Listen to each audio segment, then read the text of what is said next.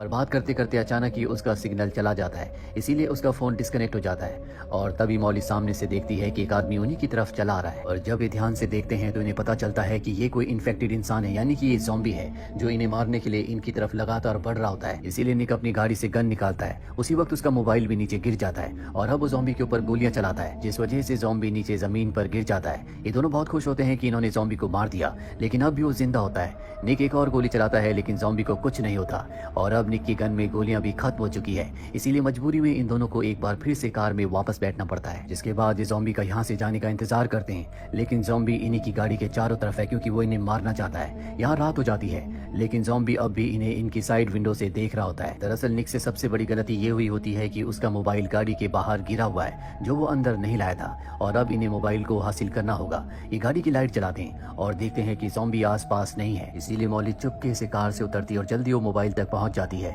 पर तभी वो देखती है कि उस ज़ॉम्बी ने निक के ऊपर हमला कर दिया। वो जल्दी से गाड़ी से अपना सामान निकालकर इस जगह से भाग जाती है और अगली सुबह कवरेज आने के बाद वो निक के उस दोस्त को कॉल करती है जो एयरफील्ड पर उनका इंतजार कर रहा है, जो उन्हें यहाँ से निकाल सकता है। मौली उसे बताती है कि शायद उसे पहुंचने में थोड़ा वक्त लग जाए, उसे उसका इंतजार करना होगा। वो गुस्से से मौली का फोन डिस्कनेक्ट कर देता है और अब मौली को आगे का सफर पैदल ही तय करना होगा। पैदल का जो सफर होता है वो 36 माइल्स का दिखा रहा होता है और वो तय करती है कि वो उस जगह किसी भी हालत में पहुंचेगी और वो पैदल ही आगे बढ़ चलती है। कुछ घंटे चलने के बाद वो देखती है कि कुछ प्लेन्स वहां से उड़कर जा रहे हैं। इस बात से मौली हताश हो जाती है, क्योंकि वो समझ जाती है कि अब एयरफील्ड तक जाने का कोई फायदा नहीं है, क्योंकि प्लेन यहाँ से निकल चुके हैं। वो फिर भी आगे बढ़ती रहती है और रात को एक जगह आग जलाकर बैठ जाती है, जहाँ बैठे बैठे वो अपने बेटे को भी याद कर रही होती है। और तभी उसकी आंख लग जाती है। इतने में वहाँ पर एक ज़ॉम्बी आता है जो उसके ऊपर हमला करता है, लेकिन मौली किसी तरह से अपना सामान उठाकर उस ज़ॉम्बी के ऊपर हमला करके वहाँ से एक चट्टान के ऊपर चली जाती है, जहाँ पर ज़ॉम्बी नहीं आ पाता। सुबह होने पर वो देखती है कि ज़ॉम्बी अब भी उसके आसपास ही है। वो किसी तरह से अपना सामान लेकर वहाँ से भागने लगती है। ज़ॉम्बी अब भी उसका पीछा कर रहा होता है,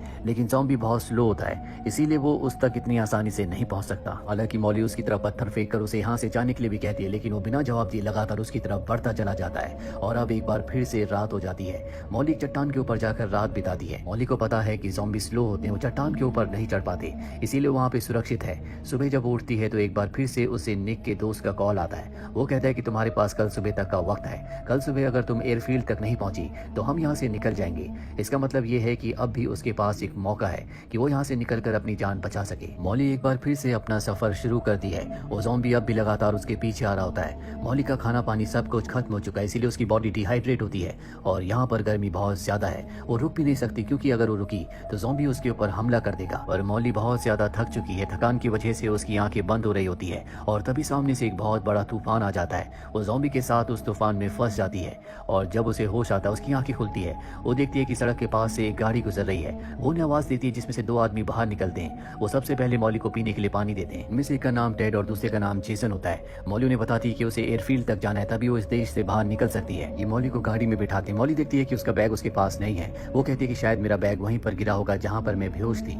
ये दोनों के दोनों उसका बैग लेने के लिए जाते हैं। मौली गाड़ी में देखती है कि एक पिता और बेटे की फोटो है और फोटो में बेटे ने जो कैप पहनी होती है इस वक्त वो जेसन ने पहनी होती है और पीछे कुछ खून के निशान भी होते हैं। मौली समझ जाती है कि ये दोनों के दोनों खूनी है और अब ये दोनों गाड़ी में आने के बाद मौली से कहते हैं कि हमें भी एयरफील्ड जाना है, तुम हमें वहाँ का पता बता दो कि एयरफील्ड कहाँ पर है। मौली को मजबूरी में उन्हें एयरफील्ड का पता बताना पड़ता है, जिसके बाद ही मौली को मारने की कोशिश करते हैं। मौली जोर जोर से चिल्लाना शुरू कर देती है और तभी हम रेत को हिलते हुए देखते हैं, जिसके अंदर से वही ज़ॉम्बी निकलता है जो कई दिनों से मौली का पीछा कर रहा है। और अब वो उस जगह पर आता है जहाँ पर मौली को दोनों लोग मार रहे होते हैं। वो जेसन के दोस्त की गर्दन पर काट लेता है और जेसन वहाँ से किसी तरह से गाड़ी लेकर भाग जाता है और गाड़ी से कुछ खाने पीने का सामान नीचे गिर जाता है। और अब मौली एक बार फिर से इस भीड़ में अकेली है। उसके पीछे अब भी वो ज़ॉम्बी आ रहा होता है। उसे समझ नहीं आता कि उसे उस ज़ॉम्बी के ऊपर विश्वास करना चाहिए या नहीं, क्योंकि उसने उसकी जान बचाई है। पर सच तो यह है कि वो एक ज़ॉम्बी भी है। मौली को यहाँ पर सामान खींचने में बहुत परेशानी हो रही होती है। दरअसल उसके पास एक एयरबोट भी होती है जो गाड़ी से गिरी थी और अब वो उस ज़ॉम्बी पर भरोसा करती है।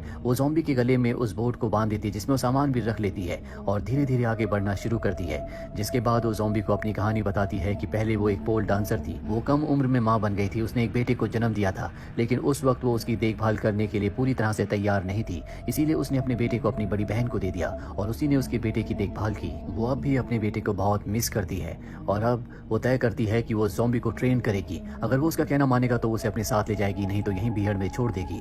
और जल्दी वो ज़ॉम्बी उसका कहना मानना शुरू कर देता है। ये दोनों के दोनों हाईवे तक पहुंच जाते हैं, जहां पर मौली अब गाड़ी का इंतजार कर रही है ताकि जल्द से जल्द वो एयरबेस तक पहुंच सके। और तभी कुछ कुछ मिलिट्री की गाड़ियां आती है, वो ज़ॉम्बी को छुपा देती है क्योंकि उसे पता है कि अगर सोल्जर्स ने ज़ॉम्बी को देख लिया तो वो उसे मार देंगे, और खुद वो गाड़ियों के आगे खड़ी हो जाती है, जिसके बाद सोल्जर्स उस पर गन तान देते हैं। मॉली कहती है कि मैं इन्फेक्टेड नहीं हूँ, मैं पूरी तरह से ठीक हूँ, और तभी वो ज़ॉम्बी बाहर निकल जाता है, जिसे देखकर सोल्जर उस पर गोली चलाने लगते हैं, लेकिन मॉली उन्हें मना करती है। फिर भी एक सोल्जर उसे गोली मार देता है, जिसके बाद उस ज़ॉम्बी को बहुत गुस्सा आ जाता है। मॉली उसे शांत करने की कोशिश करती है, लेकिन इसी बीच वो ज़ॉम्बी उसकी उंगली पर काट लेता है। इसका मतलब ये है कि वो जल्द ही इन्फेक्टेड हो जाएगी, पर इससे पहले कि इन्फेक्शन उसकी पूरी बॉडी में फैलता वो भी एक ज़ॉम्बी बन जाती। वो अपनी उस उंगली को काट देती है, और अब यहाँ से एक बार फिर से वो ज़ॉम्बी के साथ आगे बढ़ना शुरू कर देती है। ज़ॉम्बी अब बहुत ज़्यादा थक चुका है। तभी मॉली अपने सामने देखती है जहाँ पर उसे एयरबेस दिखता है, जहाँ से वो उस देश से बाहर निकल सकती है, जहाँ पर निक का दोस्त उसका इंतजार कर रहा है। ज़ॉम्बी इतना ज़्यादा थक चुका होता है कि वो वहीं सड़क पर लेट जाता है। मॉली को पता है कि वो बहुत ज़्यादा दर्द में है, उसे मुक्ति देनी होगी,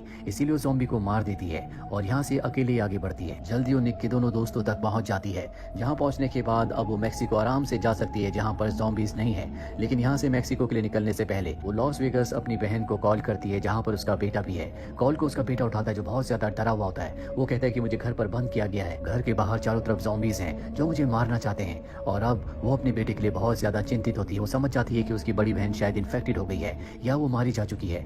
अब उसे पता है कि उसके बेटे को उसकी ज़रूरत है, इसीलिए वो मैक्सिको के प्लान को कैंसिल कर देती है। दोनों के दोनों यहाँ से निकल जाते हैं और वो किसी तरह से ज़ॉम्बी से लड़ते हुए गाड़ी तक पहुँच जाती है, और जल्दी गाड़ी से लॉस वेगस की उस जगह पहुँच जाती है जहाँ पर उसकी बड़ी बहन रहती है। और जब वो अपनी बड़ी बहन के घर के अंदर जाती है तो उसे पता चल जाता है कि उसकी बहन और उसका पति मारे जा चुके हैं। वो अपने बेटे के कमरे में जाती है और देखती है कि उसका बेटा अपने टेंट के अंदर छुपा हुआ है, बहुत ज़्यादा डरा हुआ होता है। वो अपने बेटे को लेकर नीचे आती है, जहाँ दरवाजे के बाहर बहुत सारे ज़ॉम्बीज़ हैं जो अंदर आने की कोशिश कर रहे हैं। वो अपने बेटे से कहती है कि तुम मेरे पीछे रहना। उसके हाथ में शॉवेल होता है और वो आगे बढ़ती है और ज़ॉम्बी के ऊपर हमला करती है, और यहीं पर ब्लैकआउट हो जाता है, जिसके बाद ये फिल्म, ये कहानी यहीं पर खत्म कर दी जाती है। आपको क्या लगता है कि जो ज़ॉम्बी मॉली के पीछे आ रहा था, जिसने उसकी मदद की थी, वो ऐसा क्यों कर रहा था? उसके दिल और दिमाग में क्या चल रहा था? जबकि हर एक ज़ॉम्बी या तो दूसरे इंसान को मारना चाहता है या उसे इन्फेक्टेड करना चाहता है। अगर आपके पास इसका जवाब है तो कमेंट बॉक्स में ज़रूर लिखें। उम्मीद करते हैं कि ये कहानी आपको पसंद आई होगी।